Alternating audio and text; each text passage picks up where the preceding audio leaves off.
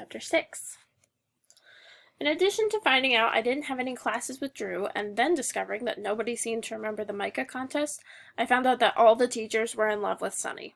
I mean, I'd already assumed this, but it weirded me out that in all my classes that morning, the teachers introduced me to themselves and raved about how great Sunny was. "Any relation to Sunny Lee?" Mrs. Ryder, my first period math teacher, asked. "That's my sister," I said.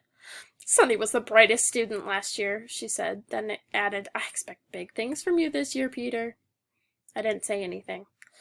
"Peter may be the smartest," Sally said, "but he still plays with Micah." Everyone laughed. "I'm not sure you're in a position to tease me like that. Let's not forget that last we checked you were only the third fastest girl in the grade," I pointed out. Sally stared at me. "What are you talking about?" she said. Mr. Wenzel, my English teacher, and even Mrs. Lewis, my art teacher, both noted my relationship to Sunny. Then they'd start talking about the class, and kids would pull out their notebooks and take notes. I didn't feel like I had to do this because I'd always been ahead in class, so instead I stared out the windows all morning, thinking of things Drew and I could collect outside during recess. That was the key, I figured. Everyone had forgotten about Micah, so we just had to remind everyone how good we were at collecting stuff in general.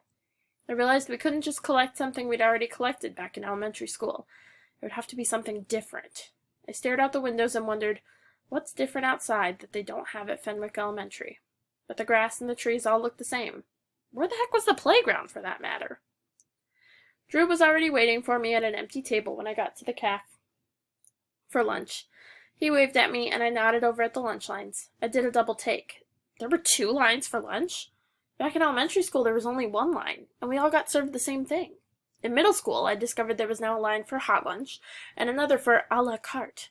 I had no idea what a la carte meant, but I saw that they were serving plastic lasagna for hot lunch, so I got in line behind Carson and tapped him on the shoulder. "You speak Spanish? What does a la carte mean?" I asked him. He grimaced at me.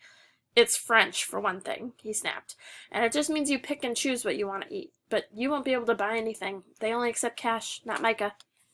Why was Carson talking so tough with me? Just a few months earlier in 5th grade, he'd almost been too shy to even approach me, and sometimes I'd catch him just staring at me fondly from a distance after I'd done something really impressive, like juggle the blackboard erasers for 10 seconds or catch an out in a kickball during recess. He turned away from me. I figured he was still just feeling nervous about being in this new place. I bought a lukewarm cheeseburger, apparently a red light bulb isn't a reliable heat source, and an apple juice, and brought my tray back to Drew's table. "Why are you sitting alone?" I asked. "I don't know," he said, as if he was noticing this for the first time. "Maybe everyone's talking about their classes or something." "Did you know there was going to be an a la carte line?"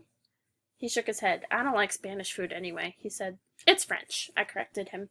"You're so wise," Drew said, and I didn't bother admitting that I'd just learned this little factoid myself because the guy considered me a genius and I didn't want to let him down. "So, what are we going to do about the Micah situation?" Drew asked. "We collected so much of it for nothing."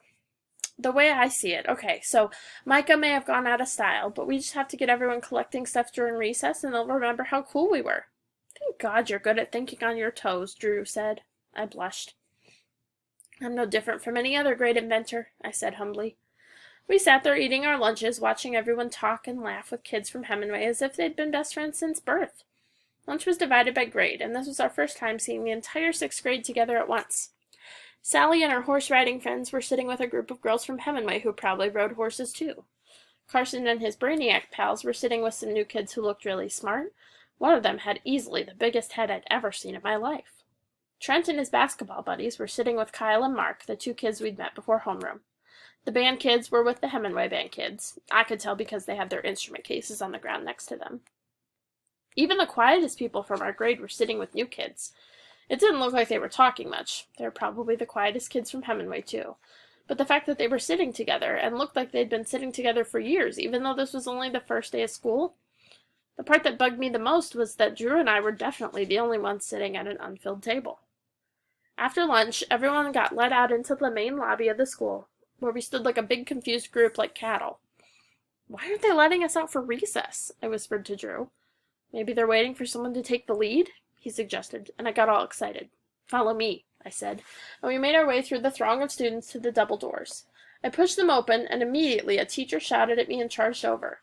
"Where do you think you're going?" she demanded. Students looked over at us. Recess?" I said. Sally and Angie were standing near the doors at that moment. There's no recess in middle school, Angie cried.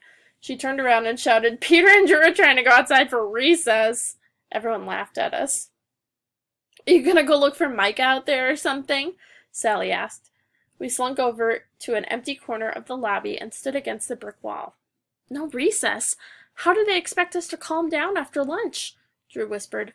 I have no idea, I admitted. You'd think someone would have told us about this earlier. In our defense, a lot of the sixth graders seemed to be confused about not having recess, but they pretended to be cool with it. Turns out the school didn't even have a playground anywhere on the premises, just a crummy soccer field outside by the teacher's lounge, used by the sports teams and gym classes. Instead of having recess, we were expected to just hang out in the front lobby after lunch for 15 minutes, where we could talk like adults or something. Aside from the short burst of laughter people had when we tried to go outside for recess, it was kind of quiet in the lobby that first day. The sixth graders stood around in groups just looking at each other. Now what? Drew asked. I guess we're going to have to improvise. What does that mean? We're just going to have to find the stuff to collect in our classrooms this afternoon. How do we know they'll like it? Maybe nobody collects stuff anymore. That's impossible, I said. It's embedded in our DNA to want to collect stuff. What does that even mean? He asked. It's a phrase I learned from my dad during the summer when I threw a rock at the sliding glass door one day in plain sight of my parents and shattered it. My parents gasped. Why on earth would you do that? Mom cried. Don't bother trying to understand him. It's embedded in his DNA, Dad said. Anyway, because of this, I still figured collecting stuff was the key to getting people to remember that they used to worship us. Kids in our grade are just making fun of us because the Hemingway kids weren't into collecting Micah last year. So they don't want to look bad, but we just have to show them how cool we really are, I explained. But there's nothing to collect in class, Drew complained. Use your imagination. Trust me, I'm sure the classrooms are full of stuff. Drew had a point, though. Outside, you were surrounded by all kinds of interesting stuff to collect, like clovers and twigs and broken glass. Whereas inside of a tiny classroom, it's slim pickings to begin with, never mind the fact that it gets cleaned every night by a janitor. At the start of social studies class, I searched the room for something to collect, but there wasn't anything good and I had to settle. I made sure everyone was watching me by coughing really loudly for a couple of seconds before I started emptying the pencil shavings in the pencil sharpener and stuffing the shavings down my pocket. It made my fingers all sooty, so I wiped the lead off on my white shirt. Why did you just wipe lead all over your shirt, Pete? Lance asked me.